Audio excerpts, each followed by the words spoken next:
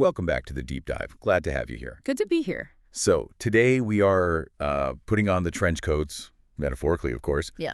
We're looking at a week where the shadows got, well, a little bit louder. You know, when we think of war, there's this very specific image that comes to mind. Tanks, trenches, lines on a map. It's loud. It's visible. Right. It's the conventional view, the World War II newsreel version of conflict. Exactly. But if you look at what's unfolded just this past week, it becomes painfully clear that if you're only looking at that front line, you are missing half the war. A huge part of it. The real action isn't just in the trenches. It's happening in city streets. It's happening on dating apps. And this is my absolute favorite from this week. It's happening inside church parishes. It really has been a banner week for what we call the shadow war. It's just, it's spilling out into the open. Yeah. And our mission for this deep dive is really to unpack this idea of a Eurasian intelligence convergence, looking at how Russia and China are operating right now. And frankly, the contrast is fascinating. It's a study in two different styles of villainy, isn't it? You've got Russia, which is looking increasingly, well, messy. Reactive, desperate even. And then you've got China playing this very methodical, high-pressure, long game. So we got a heavy docket. We'll break it down into the three areas. Okay. First, Russia taking serious hits at home and their spycraft getting incredibly sloppy abroad. Second, the European counterintelligence dragnet that is just rolling up Russian agents. You've been right. And finally, what you called the dragon's patience, China's gray zone tactics. And through all of this, you should keep one concept in the back of your mind: regime security. Everything we're about to discuss, it all comes back to these two regimes trying to secure their own survival. Let's start with Russia then, the home front, because the narrative from the Kremlin is always everything is under control. Always. The special military operation is going to plan. But the events of just the last 24 or 48 hours, the reality seems to be explosive. Quite literally. We are seeing a huge shift in the kinetic pressure depth inside Russia. We're not talking about little border skirmishes. We're talking long-range strikes hitting Smolensk, Belgorod, Oryol, Krasnodar. And these aren't random targets, right? These seem very, very specific. Precisely. That is the key takeaway. They're strategic. They hit aviation workshops in Smolensk. They hit oil refineries, power plants, port fuel terminals. So it's an attack on the wallet and the gas tank. It's an attack on throughput. Think of the Russian military as this giant, hungry machine. It needs fuel, it needs parts, it needs money. Ukraine is hitting the gears that keep that machine running. You blow up a repair shop in Smolensk, that means a jet on the front line doesn't get fixed. It's a supply chain attack. And beyond just the military impact, the vibe inside Russia right now must be shaky. We're hearing about blackouts, evacuations. It shatters the illusion of invulnerability. I mean, you have reports of unexploded ordnance just embedded in city streets.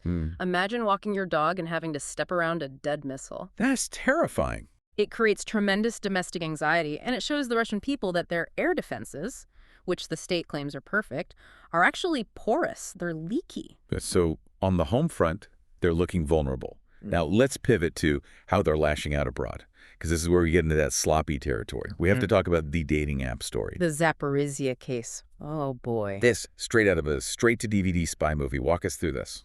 So, you have an assassination attempt directed by the FSB, the target, a recovering Ukrainian soldier. In a hospital. A soft target. Exactly. And the method.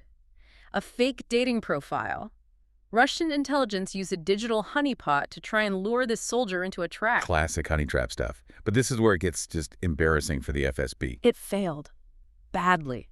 The SBU Ukrainian security unraveled the whole thing in hours. They didn't just stop it, they seized the devices. Hours. That is not exactly James Bond, is it? It is not. And this is what fascinates me about the current state of Russian intelligence.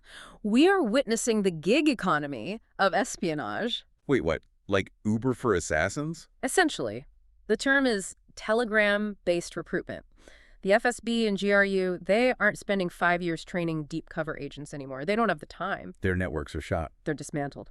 So they go on Telegram, find criminals or just people who are broke, and offer them quick cash. So burn this warehouse or go meet this guy from the dating app. Exactly. It's high volume, low quality. It's messy.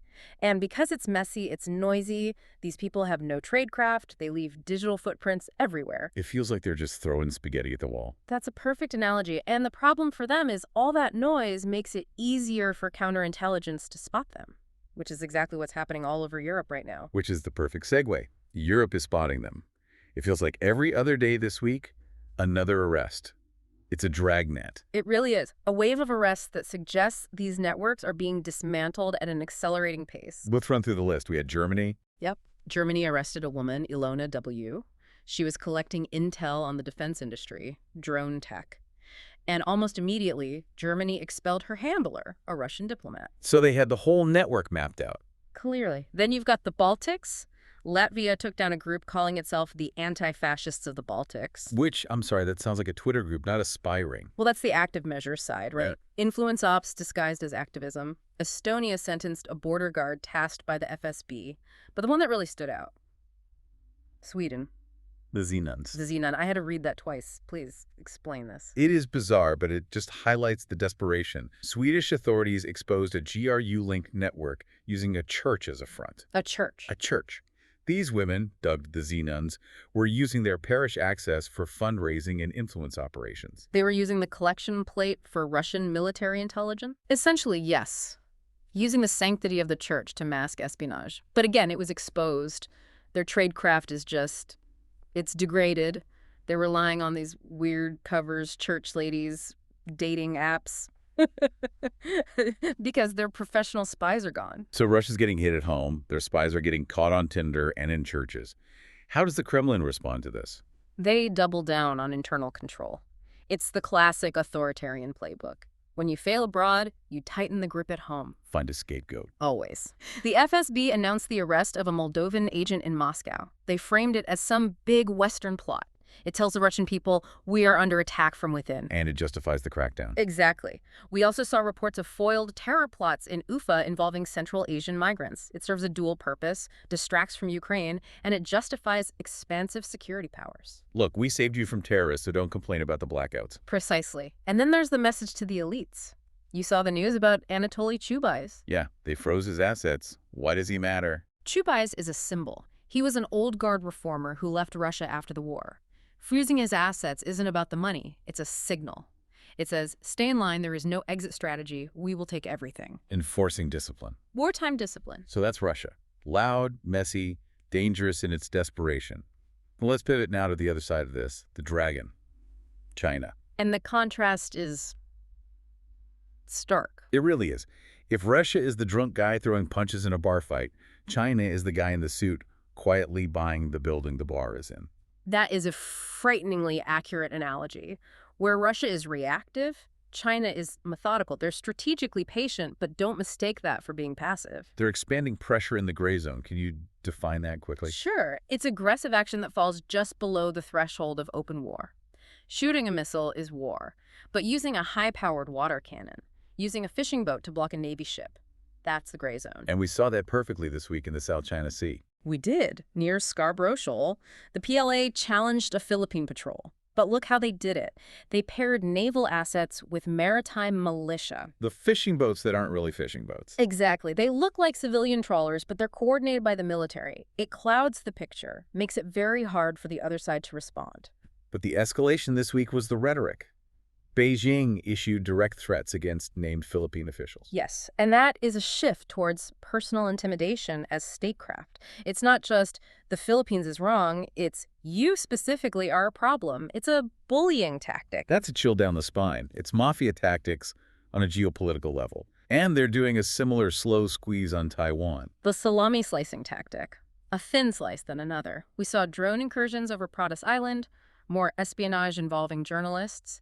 The goal is to normalize their presence, to make a Chinese drone over your territory just Tuesday. And then there's the London story, the new embassy. The massive embassy complex. Yeah. Britain approved it, but it's causing a lot of concern because it's located near sensitive infrastructure. And the concern isn't the traffic. No. The consensus is this building is a potential intelligence fortress. It's about long-term signals, intelligence, economic leverage. China uses diplomacy to expand its physical footprint for intelligence gathering. So we have these two powers, Russia and China. They operate so differently, but we're seeing this convergence, this shared culture of paranoia. This is the synthesis moment. They're starting to mirror each other in how they handle their own people.